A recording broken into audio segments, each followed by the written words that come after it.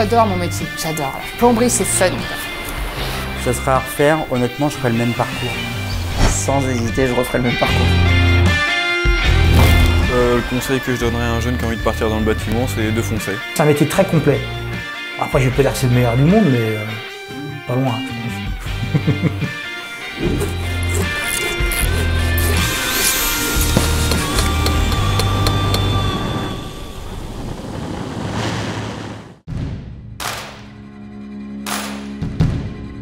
Je me présente, Paulo da Silva, plombier, chauffagiste, dans le 78 à Montesson. Mon métier, je le fais depuis très longtemps. Très longtemps. J'ai commencé en pré-apprentissage à 14 ans. J'étais trop jeune pour l'apprentissage. Alors j'ai fait deux ans de CPA avant d'attaquer la formation d'apprenti. 3 ans. Et après, voilà, c'est parti, mais ça fait une paire d'années, hein, avec 48 ans, 14, 34 piges, ça fait un petit moment déjà. Alors oui, je connais 2-3 bricoles quand même. Je suis devenu artisan, un petit peu, pas forcé, mais parce que je ne retrouvais pas ce que j'avais envie de faire chez des patrons. C'est-à-dire que je ne suis pas tombé sur un patron qui voulait faire ça. Tu vois. Alors, on n'est jamais aussi bien servi que par soi-même, alors j'ai monté ma petite structure. Après, j'ai eu l'occasion d'embaucher José, mon gars là, qui est super aussi, qui était artisan aussi, qui avait sa société, il a arrêté au bout de 14 ans, il me semble. Il l'a arrêté et il faut lui demander, mais je pense qu'il n'est pas trop mal chez nous. L'entreprise, pourquoi elle s'appelle Setil? Écoute, c'est simple, Setil, c'est une ancienne monnaie portugaise.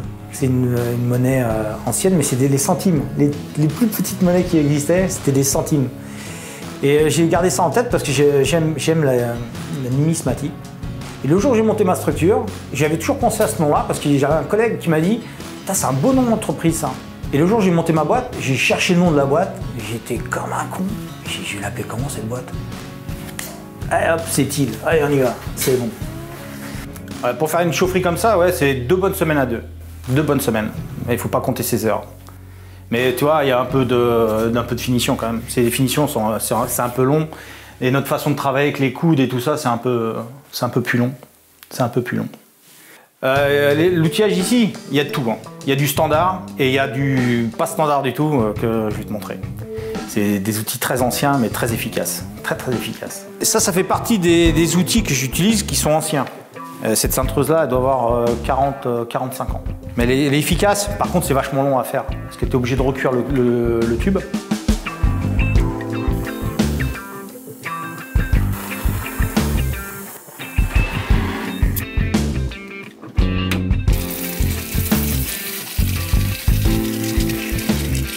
Celle-ci, je l'ai achetée, j'étais tout content d'avoir trouvé, elle était neuve, c'était emballé encore.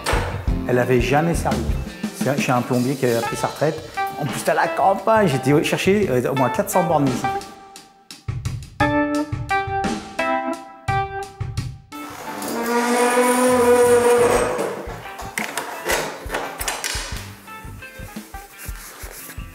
Merde, un petit 16. C'est la classe. Si tu fais un coude à souder, ça correspond à un grand rayon d'un coude à souder. Mais bon, sans soudure. Je suis très gueulard. Je suis très galard. J'aime la finition, j'aime que ça soit propre et j'ai un peu de patience quand même. Des fois, pas toujours. Par contre, oui, c'est vrai que j'aime un peu plus mon boulot peut-être que certains. Je ne veux pas dire que tout le monde n'aime pas son boulot, mais moi j'aime bien mon boulot quand même. C'est un métier où il y a du boulot. Je pense que toute la partie bâtiment, il y a du boulot.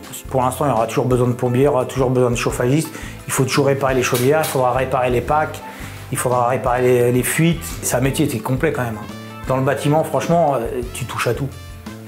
Le plombier, il est capable de faire du carrelage, il est capable de faire du ciment, je fais des chapes, je pose du carrelage, il va même faire de l'électricité. Maintenant, tu es quasiment obligé de faire de l'électricité. Hein. C'est un métier très complet. Après, je ne vais pas dire que c'est le meilleur du monde, mais pas loin, je pense. Est-ce que tout le monde peut se lancer en plomberie? Je dirais pas tout le monde quand même. Je dirais pas tout le monde quand même. Mais ouais, je pense que c'est abordable. Ouais, ça peut être abordable. faut être un peu patient. Il faut aimer le contact, je pense, avec les clients. Si tu n'aimes pas ce que tu fais, bah, c'est un peu plus dur les journées, hein, je pense. Ah voilà, une salle de bain. Là, c'est juste toilette traditionnelle algibérite, Oméga, là, le bas. Baignoire Marbrex, là. J'aime bien travailler avec le multi, mais isolé. Parce que dilatation, le bruit, c'est pareil. Bon, après, c'est du chauffage, c'est pas non plus un tremblement de terre. Mais moi, ça me rassure, par exemple, de le protéger comme ça. Ça, c'est tout ce qui va à la salle de bain de l'étage. Là, c'est la nourrice. Et comme ça, tu peux séparer tout. Comme ça, tu as un problème, tu coupes une salle de bain, tu as toujours une salle de bain qui tourne. Ici, bah, on a la continuité des tuyauteries. Là, on a une autre nourrice pour séparer une autre salle de bain. Les bâtis, je mets toujours du Geberit. Ça fait très longtemps que je bosse avec du Geberit, quand même pas trop emmerdé. Après, j'ai aussi les douches. Là, j'ai choisi des bâtis douches. C'est-à-dire que là, ton siphon, traditionnellement, il est au sol. Là, l'évacuation, elle est au mur. Moi, je trouve que c'est très propre et que c'est plus joli. La journée type d'un artisan, bah, tu te lèves le matin, tu penses à ta journée, tu penses à tes clients, tu penses à ton matériel, tu vas le chercher le matin ou en fin de journée, et après c'est téléphone à droite, à gauche, appeler les fournisseurs pour voir s'il y a des pièces dispo, pour des dépannages. C'est beaucoup de téléphone, un peu de route. Bah écoute, ça c'est un petit dada que j'ai de temps en temps, parce que j'ai quelques demandes pour des architectes qui me demandent des radiateurs. J'ai fait un modèle cuivre et j'ai fait un autre modèle différent, parce qu'il y avait un modèle comme ça que mural et l'autre qui avait posé au sol et mural. L'architecte l'a choisi, elle a choisi l'autre modèle. Mais ils n'ont pas voulu le conserver en cuivre. Alors je l'ai fait faire chromer et ça fait un sèche-cheveux chromé. C'est fonctionnel et bon, ça a de l'expo ça.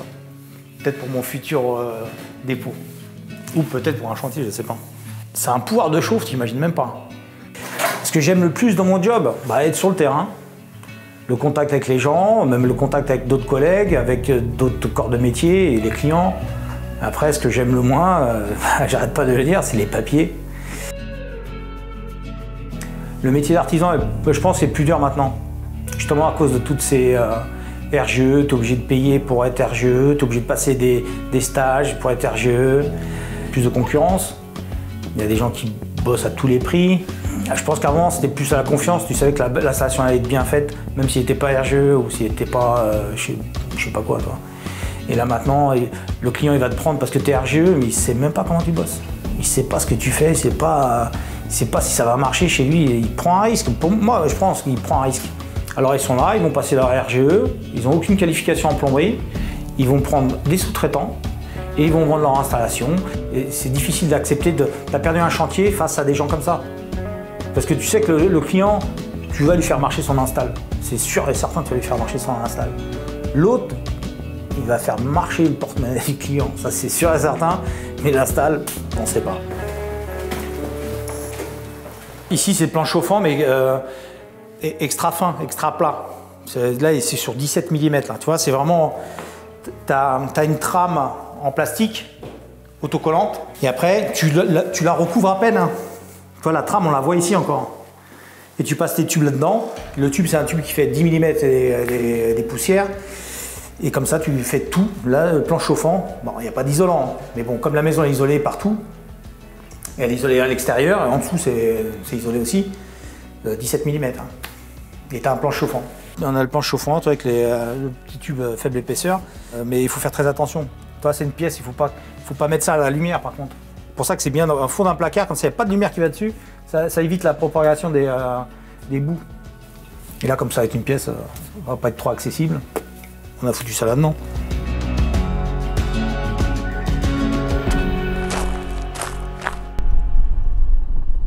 Chantier suivant. Un chantier qui est sur la fin aussi, mais bon, on attaque la chaufferie.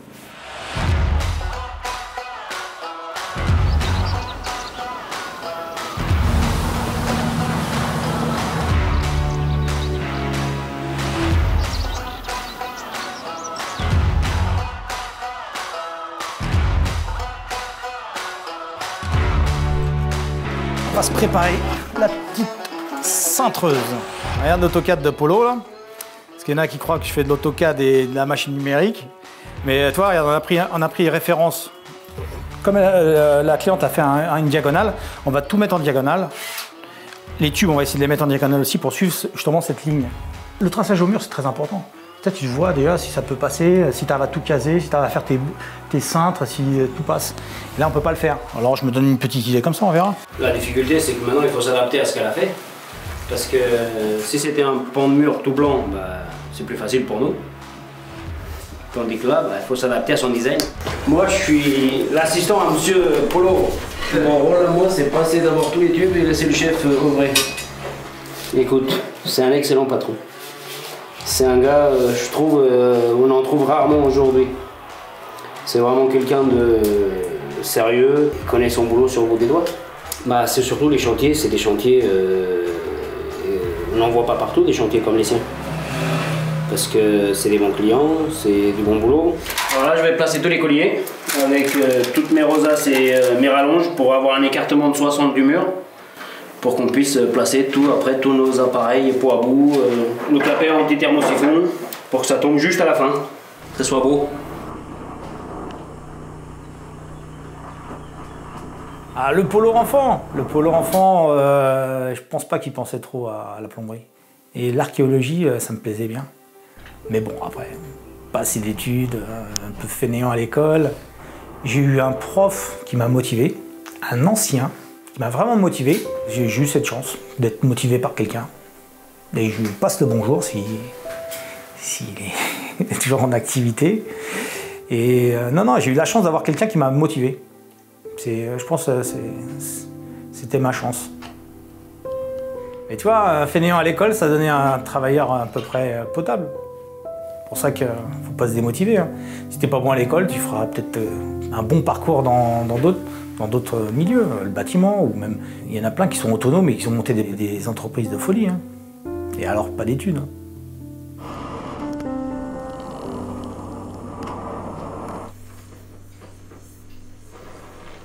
Il y en a encore qui sont motivés, ça c'est sûr, certains. J'ai régulièrement des jeunes qui m'appellent ou qui m'envoient des messages.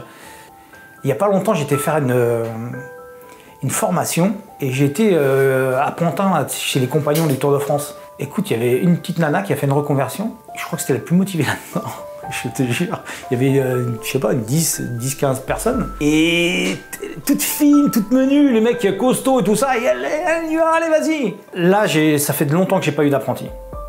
Parce que les derniers, c'était pas ça. C'était pas ça quand même. Hein. Et maintenant, tu sais que les normes qu'il y a, c'est que tu peux quasiment rien leur faire faire. Bon, maintenant on a soudé et la petite finition s'étile. Ça par contre, ça va être un petit secret qu'on va garder. Le tube avant. Et là, ça c'est le résultat nettoyé. Ouais. C'est un peu de gueule. C'est sympa en plus, c'est beau. Et non, c'est pas soudé à l'argent, c'est pas soudé à l'étain. C'est de la brasure tradie. Voilà. Pour être un bon plombier autonome, il faut beaucoup d'années, je pense. En plus, maintenant, tu sais, ça change vite. Hein. Tu as toujours des formations. Là, en peu de temps, j'ai mangé plein de formations parce que tu n'es plus à jour. Tu es encore à la vieille plomberie. Maintenant, ils sont passés à l'électronique. Tu n'es plus à jour du tout. Tu as toujours une petite formation qui traîne et c'est bien de se former. Et petit à petit, bah, tu te formes sur le tas aussi. Hein. C'est pareil. Hein. La continuité, c'est sur le tas. Hein. On a des beaux métiers. Je pense pas que c'est valorisé quand même. Hein. Je pense que on a une mauvaise presse quand même. Hein. C'est sale, c'est dangereux, En fait, on a tous les défauts, mais on s'en sort bien quand même. Je suis encore, écoute, j'ai 48 ans, je suis encore en vie. Je suis pas mort de la plomberie pour l'instant. Et je suis quand même heureux de continuer à faire de la plomberie, parce que j'ai encore quelques années à faire. Il faut que je tienne le coup et je pense que je vais tenir le coup, pas de problème. Mais oui, qu'ils orientent un petit peu vers le bâtiment, ça serait pas mal. Si tu sors de l'école et que tu as une bonne formation, par un bon prof, bah franchement, déjà ça te met un bon pied à l'étrier. Moi je pense que déjà si tu as une bonne formation, si tu as été motivé à l'école, en formation, je pense que ça aide beaucoup. Ça aide beaucoup. Dans 5 ans, bah, continuer comme je faisais avant. Si de temps en temps on peut faire un peu de cuivre, faire des petits chantiers sympathiques, des clients sympas. Moi, je me vois bien encore là-dedans, pas de problème. Hein. Même dans 10 ans, je referai le même parcours, ça me pose aucun problème. Aucun problème. Avec les mêmes personnes, aucun souci, ça me va.